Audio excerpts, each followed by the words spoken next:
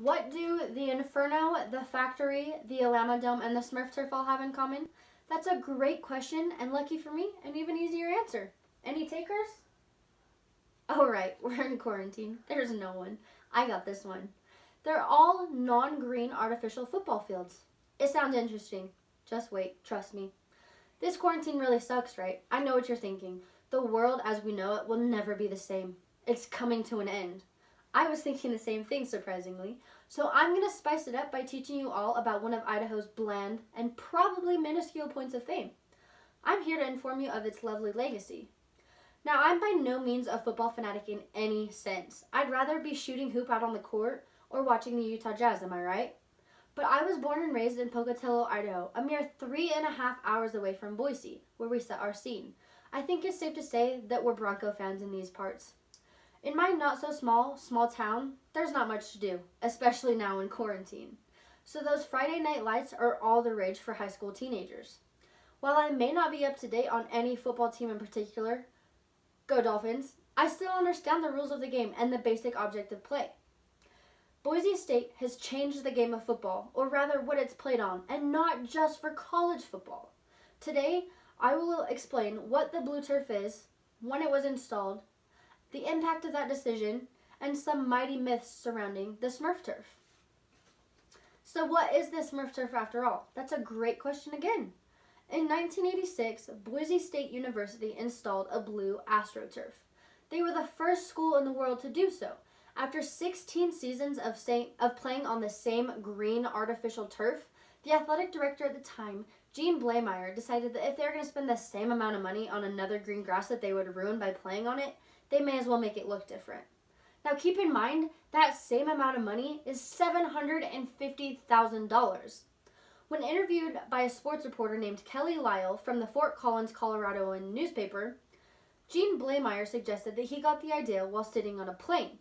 He explained that everyone knows it's not real grass, so there's no reason for it to be green, and there never was in the first place. To this day, people from all across the United States, all 50 states, and 37 countries have traveled to see this magnificent blue field and put their name in a guest book kept in the Hall of Fame. That's one way to put yourself on the map, I suppose. Have any other schools tried to follow Boise's example? Yes, they have. After the installation of the blue turf, it took another school 20 years to hop on the bandwagon. You heard me correctly, 20 years.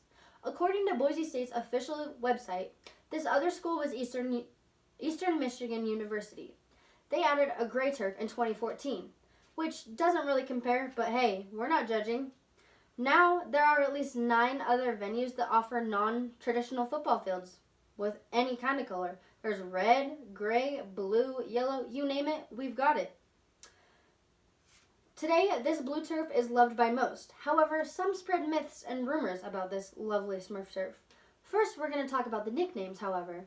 There are the Big Blue, the Smurf turf, and the Blue Plastic Tundra. Now, for those of you familiar with the Green Bay Packers, this is a joking reference to the frozen tundra located in Green Bay, Wisconsin. So, as for myths, the first myth states that NCAA banned non-green surfaces for play. This isn't the case.